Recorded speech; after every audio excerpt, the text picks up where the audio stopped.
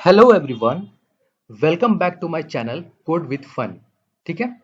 आज हम बात करेंगे प्रॉप ड्रिलिंग। एक कॉन्सेप्ट है हमारा रिएक्ट में। ठीक है, तो ये प्रॉप ड्रिलिंग क्या होता है, इसको जरा आज हम थोड़ा सा कुछ थ्योरी में देखेंगे। आपको मैं कुछ ड्रॉ करके बताऊंगा कि ये किस तरीके से ये काम करता है और हम लोग इसको किस तरीके से अवॉइड करते हैं।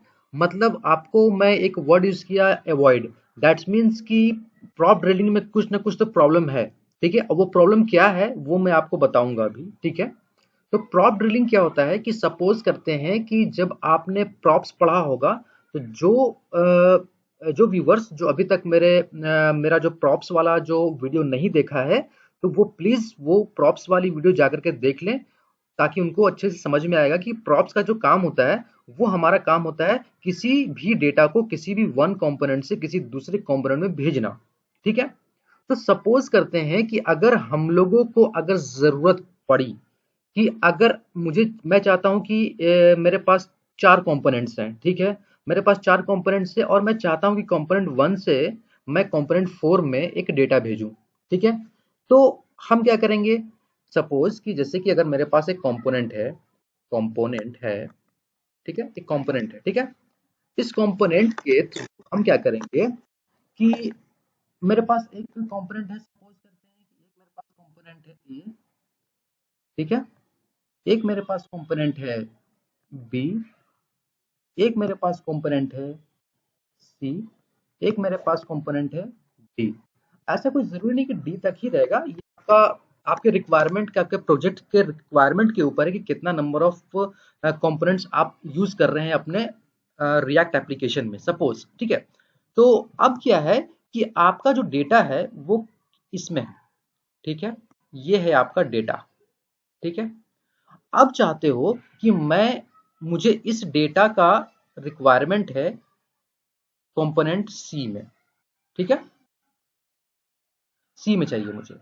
तो प्रॉप ड्रिलिंग क्या करता है ना, कि आपको क्या करना पड़ता है कि आपको इस वाले कंपोनेंट से कंपोनेंट बी में डेटा भेजना पड़ेगा आपको। ठीक है, फिर बी से सी में भेजना पड़ेगा आपको, तब जाकर के आपको सी से डी में भेजना पड़ेगा डेटा आपको। ठीक है, तो आप समझ रहे हो कि ये जो प्रोसेस जो मैंने बताया अभी आपको कि कंपोनेंट ए से मैंने बी में डेटा भेजा और बी से सी में भेजा और सी से डी में भेजा, तब जाकर के मेरी ये रिक्वायरमेंट पूरी हुई। ठीक है, तो ये जो प्रोसेस देख रहे हैं ना आप, ये जो ए से बी में आना, बी से सी में जाना और सी से डी में आना। ठीक है, यानी कि डेटा पहले मेरा बी में आया, फिर सी में आया, फिर डी में आया। ठीक है, तो इसी प्रोसेस को हम बोलते हैं प्रॉप्स ड्रिलिंग। ठीक है, ग्रेट। यहां तक आपको समझ में आया होगा कि प्रॉप ड्रिलिंग का क्या मतलब है। ठीक है, तो आपके दिमाग में ये आ रहा होगा कि ठीक है भाई, जब ये कंपोनेंट ए में ये जो डेटा है, ठीक है, जब मुझे कंपोनेंट डी में इसकी रिक्वायरमेंट है, तो हम उसको बी में क्यों पास कर रहे हैं, हम फिर उसको सी में क्यों पास कर रहे हैं। वो झूठ मूठ का वो मेमोरी लेगा और आपके एप्लीकेशंस को और मतलब उसके परफॉर्मेंस को वीक करेगा, है ना। तो इसी चीज के लिए मैं आपको बोल रहा था कि इसको किस तरीके से हम अवॉइड कर सकते हैं। ठीक है, तो क्यों ना हम ये जो है ये तरीका है आपका, एक प्रॉप्स को मैंने प्रॉप्स को किसी एक कंपोनेंट से दूसरे कंपोनेंट में कैसे भेजते हैं डेटा, आप प्रॉप्स की हेल्प से भेजते हैं। तो रिएक्ट वालों ने क्या किया कि ये एक सही प्रैक्टिस नहीं है, ये जो है सही प्रैक्टिस नहीं है। हम क्या कर सकते हैं, अगर मुझे सपोज करते हैं एक चीज और, अगर मान लो कि चलो ठीक है भाई, मेरे पास component A B and C and D है। ठीक है, तो चलो भाई मान लेते हैं कि हम प्रॉप ड्रिलिंग के कॉन्सेप्ट को ले भी लिए। चलो ठीक है कि भाई हम डेटा इसी तरीके से पास करेंगे। ठीक है, पहले आएंगे कंपोनेंट ए से बी में, फिर बी से सी में, फिर सी से डी में आएंगे। ठीक है, सपोज करो कि अगर यही आपका नंबर ऑफ कंपोनेंट अगर 50 हुआ तो, अगर 100 हुआ तो, अगर मोर देन 1000 हुआ तब। हालांकि ऐसा नहीं होता है, लेकिन अगर यही कॉन्सेप्ट अगर आप लेके चल रहे हो, तो आप क्या 50 कंपोनेंट में आप डेटा को पास करते रहोगे? क्या ये आपका सही प्रैक्टिस है? क्या आपका ये मतलब आपके एप्लीकेशंस के लिए ये सही साबित होगा? क्या आपके ये परफॉर्मेंस को वीक नहीं करेगा? ठीक है, तो ये एक तरीका है आपका भेजने का data from one component to other component, ठीक है। तो रिएक्ट वालों ने क्या किया कि इस चीज से ओवरकम करने के लिए इन्होंने क्या किया कि सपोज करते हैं कि आपको कंपोनेंट ए में आपका डेटा पड़ा हुआ है, आपको डी में चाहिए, तो क्यों ना मैं इसको उठा करके डायरेक्ट मैं यहां से उठाऊं और यहां पर मैं आकर के इसको एक्सेस कर लूं। ये भी तो तरीका हो सकता है ना। जब मुझे बी और सी में इस डेटा का कोई रिक्वायरमेंट है ही नहीं, तो मैं इसमें इसको क्यों लूं, है ना। तो इसी चीज को, इस वाले चीज को बोलते हैं प्रॉप्स ड्रिलिंग, ठीक है। और इस वाले स्टाइल को बोलते हैं कॉन्टेक्स्ट एपीआई, कॉन्टेक्स्ट एपीआई, ठीक है। आपको समझ में आया होगा कॉन्टेक्स्ट एपीआई। हालांकि ये कॉन्टेक्स्ट एपीआई मैं नेक्स्ट वीडियो में आपसे बात करूंगा किस तरीके से इसका यूज करके आप डायरेक्ट किसी डेटा को किसी किसी पर्टिकुलर कंपोनेंट में आप उसको अचीव कर सकते हैं, ठीक है। तो ये जो मेरा कॉन्सेप्ट है इस वीडियो में, वो है मेरा प्रॉप ड्रिलिंग का, ठीक है। तो चलते हैं अपने वीडियो में और देखते हैं कि ये प्रॉप ड्रिलिंग किस तरीके से काम करता है, ठीक है। चलो, तो ये है हमारा पिछले वीडियो का कुछ कोड है। मैं इसको क्या करता हूं कि मैं यहां से हटा देता हूं, ठीक है। अब चूंकि मुझे इस प्रॉप ड्रिलिंग के कॉन्सेप्ट को समझने के लिए मुझे कुछ कंपोनेंट्स क्रिएट करने पड़ेंगे, तो मैं चलूंगा एसआरसी फोल्डर में और इसमें जाने के बाद मैं राइट क्लिक करके मैं क्या करूंगा, मैं यहां पर न्यू फाइल जाऊंगा और मैं क्या करूंगा कि मैं कंपोनेंट ए नाम से एक बना लेता हूं, डॉट जेएस नाम से एक बना लेता हूं फोल्डर, बना लेता हूं कंपोनेंट। मैं कंपोनेंट ए बना लिया। अब मैं क्या करूंगा कि मैं एक और बना लेता हूं component B, component B dot JS, ये मेरा दूसरा कंपोनेंट बन गया। अब मैं क्या करूंगा कि मैं एक और कंपोनेंट बनाऊंगा जिसका नाम रखूंगा कंपोनेंट कंपोनेंट सी, ठीक है। तो कंपोनेंट सी, ठीक है, डॉट जेएस, ठीक है। अब मैं एक और बना लेता हूं, जैसे कि मैं बना लेता हूं इसमें कंपोनेंट डी, ठीक है, डॉट जेएस, ठीक है। अब क्या है, सपोज करते हैं कि हमारा जो ऐप डॉट जेएस है ना, इसको पहले मैं यहां पर मैं कंपोनेंट बनाता हूं। तो कैसे, सबसे पहले मैं क्या करूंगा, इंपोर्ट करूंगा, इंपोर्ट रिएक्ट फ्रॉम रिएक्ट, ठीक है। आपने इसको इंपोर्ट कर लिया, ठीक है। अब क्या है, सॉरी, ये जो इंपोर्ट, ये जो रिएक्ट है ये स्मॉल में होगा, ये इन्वर्टेड कॉमा में होगा, ठीक है, रिएक्ट, ठीक है। ये आपका सही तरीका होगा इंपोर्ट को रिएक्ट करने का, ठीक है। अब क्या करेंगे कि मैं इसको बनाऊंगा फंक्शन, फंक्शन कॉम्पोनेंट का इस्तेमाल कर रहा हूं मैं यहां पर, इसलिए मैं बना रखूंगा इसको फंक्शन, फंक्शन और ऐप, ठीक है, ठीक है। अब मैं रिटर्न करा लूंगा इसको, मैं एक सिंटैटिक सुगर फॉर्मेट का इस्तेमाल कर लूंगा और इसको मैं एक्सपोर्ट कर दूंगा, एक्सपोर्ट डिफॉल्ट डिफॉल्ट ऐप, ठीक है। चलो, ठीक है। अब मैंने इसमें यहां पर देख लिया, ठीक है। अब क्या करूंगा कि मैं चलूंगा कंपोनेंट ए में, ठीक है। अब मैं क्या करूंगा, आर एफ सी में करके मैं एक और इसका बना लेता हूं मैं, ठीक है। इसको मैं सेव कर लेता हूं, कंपोनेंट ए बन गया मेरा, फिर आर एफ सी कर दिया मैंने, ठीक है। ये कैसे ये टेम्पलेट आ रहा है ये मैं आपको बताऊंगा, ठीक है। और आर एफ सी ई, ठीक है, और इसमें भी करूंगा आर एफ सी ई, एक टेम्पलेट है मैं इसका इस्तेमाल कर रहा हूं, ठीक है। मैं इसका यूज करके यहां पर मैं सबको सेव कर देता हूं, ठीक है, ठीक है। सपोज कि आपका ऐप डॉट कंपोनेंट ऐप, इसमें इसमें क्या है कि आपका आ, मैं क्या करूंगा कि सबसे पहले इन सभी को कंपोनेंट को मैं एक दूसरे के साथ में इसको नेस्टेड कंपोनेंट में इसको सब में मैं यूज करने लगूंगा, ठीक है। मैं क्या करूंगा कि ऐप डॉट इसमें मैं कंपोनेंट ए को इंपोर्ट कर लूंगा, ठीक है। मैं क्या करूंगा कि इंपोर्ट इंपोर्ट कंपोनेंट ए को मैं यहां पर इंपोर्ट कर रहा हूं और यहां पर मैं इसको यूज कर रहा हूं, ठीक है। मैं क्या कर रहा हूं, कंपोनेंट ए को यूज कर रहा हूं, ठीक है। अब इस कंपोनेंट में आऊंगा और यहां पर मैं क्या करूंगा कि कंपोनेंट बी को मैं इसके अंदर इंपोर्ट कर दूंगा। मैं बताऊंगा किस तरीके से ये काम कर रहा है। Import component B from component B. अब मैं इसको यहां पर मैं यूज कर लूंगा, कंपोनेंट इसमें क्या किया मैंने, कंपोनेंट ए में कंपोनेंट बी को मैं कर लेता हूं, इंपोर्ट कर लिया मैंने। अब कंपोनेंट बी में चलता हूं और इसको मैं यहां पर मैं यूज कर लेता हूं कंपोनेंट बी में जाकर के मैं कंपोनेंट सी को कर लेता हूं, ठीक है। इंपोर्ट कंपोनेंट सी को कर लेता हूं, ठीक है।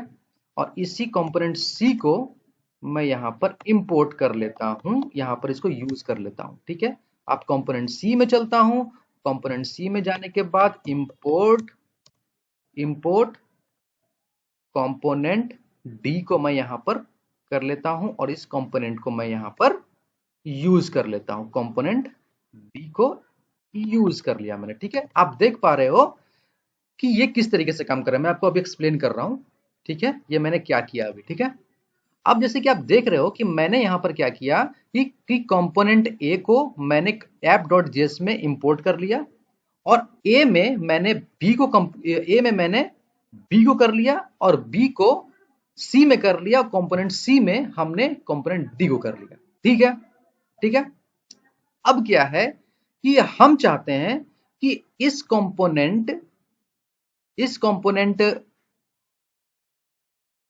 डी में हम यहां से एक डेटा भेजें। सपोज करते हैं कि const name is equal to sorry name is equal to मैं देता हूं कोड विथ फन, ठीक है, मैंने दिया। अब मैं चाहता हूं कि यही डेटा जो मेरा है ये मेरा कहां पर यूज हो, ये मेरा यूज ये कोड विथ फन मुझे यहां पर मिलना चाहिए, ठीक है। तो मैं कैसे करूंगा इसको, मैं यहां पर क्या करूंगा कि मैं यहां पर वो क्या है कि मैं यहां पर क्या करूंगा कि मैं यहां पर नेम इक्वल टू मैं यहां पर इसको इसी नेम को मैं यहां पर पास कर देता हूं, ठीक है, कंपोनेंट ए से। अब मैं क्या करता हूं कि इसको मैं जब भेजा हूं तो यहां मुझे रिसीव भी करना पड़ेगा क्योंकि मैंने यहां नेम किया है। तो अब उसी तरीके से मैं क्या क्या करूंगा, अब इसमें मैं क्या करूंगा नेम इक्वल टू, ठीक है, मैं आऊंगा और नेम, ठीक है, और इस कंपोनेंट बी में मैंने ऐप से मैंने ए में भेज दिया, फिर अब मैं इसको बी में भेजूंगा। तो इसको मैंने बी में किस तरह से भेजूंगा, फिर यहां पर मुझे एक्सेप्ट करना पड़ेगा नेम, ठीक है, और यहां पर मैं नेम इक्वल टू ये कर दिया और इसके अंदर नेम पास कर दिया, ठीक है, और इसको मैं सेव कर देता हूं। फिर चलता हूं कंपोनेंट सी में, इसको मैंने भेजा है तो फिर मुझे यहां रिसीव भी करना पड़ेगा, ठीक है। अब मैं क्या करूंगा नेम,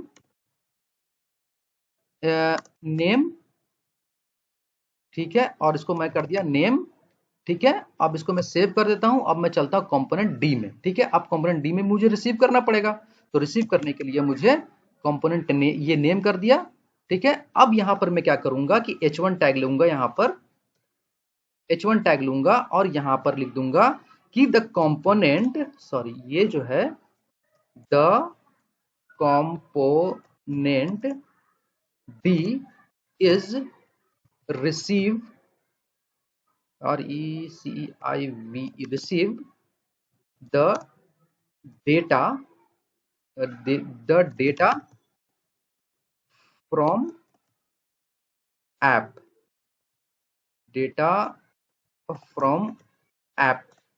component, ठीक है, इज मैं इसका यहां कर लूंगा नेम, ठीक है। अब जैसे कि देखो मैंने क्या भेजा यहां से कि app.js से मैंने भेजा कोड विथ फन, ठीक है। चलो अब मैं क्या करता हूं कि इसको मैं देखता हूं कि ये मुझे क्या रिटर्न करके दे रहा है, ठीक है। देखो मुझे क्या मिल रहा है, ऑब्जेक्ट इज नॉट वैलिड, ठीक है, कुछ मुझे इसमें ये दे रहा है। अब हमको क्या करना है कि इसको हमको पढ़ना है, इसको ठीक है, पढ़ना है क्या कि ये एरर क्या है, मैं इसको ये करूंगा, ठीक है, मैं देखूंगा इसमें क्या है, ठीक है। Objects are not valid as a React child, ठीक है, तो ये क्या बोला, रिएक्ट चाइल्ड के लिए वैलिड नहीं है, ठीक है। चलो देखते हैं क्या प्रॉब्लम है, इसको सॉल्व करते हैं। तो हम लोगों ने यहाँ पर देखा कि जैसे ही हम यहाँ पर कंपोनेंट ए से जब हम यहाँ से ये नेम हम एज ए प्रॉप्स भेज रहे थे तो हम इसको यहाँ रिसीव कर रहे थे विदाउट ऑब्जेक्ट, इसलिए वो हमको बोल रहा था कि ऑब्जेक्ट आपको लेना है एज एन आर्ग्यूमेंट, ठीक है। तो हमने यहाँ पर क्या किया कि नेम को यहाँ पर जब एक्सेप्ट कर लिया तो उसको हम यहाँ से हम उसको क्या करेंगे कि कंपोनेंट बी में भेजेंगे। तो ये हमने यहाँ से कंपोनेंट बी में भेज दिया आपको। चलते हैं कंपोनेंट बी में। जब हमने इसको यहाँ से भेज दिया तो हमने यहाँ इसको रिसीव भी करना होगा एज एन ऑब्जेक्ट, ठीक है। उसके बाद फिर हम क्या करेंगे, कंपोनेंट सी में इसको भेजेंगे। तो कंपोनेंट सी में यहाँ पे से हम लोगों ने भेजा और यहाँ पर हम लोगों ने क्या किया कि इसको यहाँ पर एज ए नेम यहाँ पर हम लोगों ने इसको एक्सेप्ट किया, ठीक है। और यहाँ पर हम क्या करेंगे कि नेम इज इक्वल टू ये, और यहाँ हम क्या करेंगे इसके अंदर नेम पास कर देंगे, ठीक है। हो गया। अब मैं चलता हूं डी में, ठीक है। अब डी में क्या है कि हम लोग यहाँ पर इसको फिर से रिसीव किया है एज एन ऑब्जेक्ट, और हम क्या करेंगे यहाँ पर हम the component D is receive the data from the app component is name. तो हमने नेम क्या भेजा है, यहाँ से नेम हमने भेजा है कोड विथ फन, ठीक है। तो हमको कुछ इस तरह से मिलना चाहिए ना हमको देखने के लिए, ठीक है। देखो यहां पर आ गया the component D is receive the data from app component is code with fun, ठीक है। होप गाइस कि आपको ये कॉन्सेप्ट तो समझ में आ गया होगा कि ये हमारा जो कि प्रॉप ड्रिलिंग है वो किस तरीके से हमारा काम करता है, ठीक है। मैं एक बार आपको फिर से समराइज करा देता हूं, ठीक है। मैं इसको हटा देता हूं थोड़ा देर के लिए, ठीक है। मैं आपको फिर से बता दूं आपको, ठीक है। मैं क्या कर रहा हूं कि यहां पर से मैं इसको हटा देता हूं। अब मैं करता हूं क्या कि आपने क्या किया यहां पर कि कंपोनेंट ए बनाया, कंपोनेंट बी बनाया, कंपोनेंट सी बनाया, कंपोनेंट डी बनाया, ठीक है। इसमें ए है, इसमें बी है, इसमें सी है, इसमें डी है, ठीक है। आपने क्या किया कि कंपोनेंट ए से आपने एक डेटा भेजा जिसका नेम था कोड विथ फन, ठीक है। हमने क्या किया इसको एज ए डेटा हमने ए से बी में भेजा, बी से सी में भेजा और सी से डी में भेजा। इसी कॉन्सेप्ट को हम लोग बोलते हैं प्रॉप्स ड्रिलिंग, ठीक है, प्रॉप्स ड्रिलिंग, ठीक है। और नेक्स्ट वीडियो में हम क्या देखेंगे कि हम ए से डायरेक्ट डी में किस तरह से भेजते हैं by the help of context API, ठीक है। होप गाइस कि आपको ये वीडियो समझ में आया होगा, और देखते हैं कि हमारा जो नेक्स्ट वीडियो है वो किस तरीके से हम अपने डेटा को डायरेक्टली किसी रिक्वायर्ड कंपोनेंट में हम डेटा को भेज सकते हैं, ठीक है। तब तक के लिए thank you so much. Hope guys कि आपको ये वीडियो समझ में आया होगा और आप प्रैक्टिस करते रहो। किसी भी तरह का डाउट होगा तो मुझे कमेंट बॉक्स में पूछो, मैं आपको सारा का सारा डाउट्स मैं क्लियर कराऊंगा, ठीक है। तब तक के लिए thank you so much. Keep watching and keep learning and please subscribe my channel, okay. Thank you.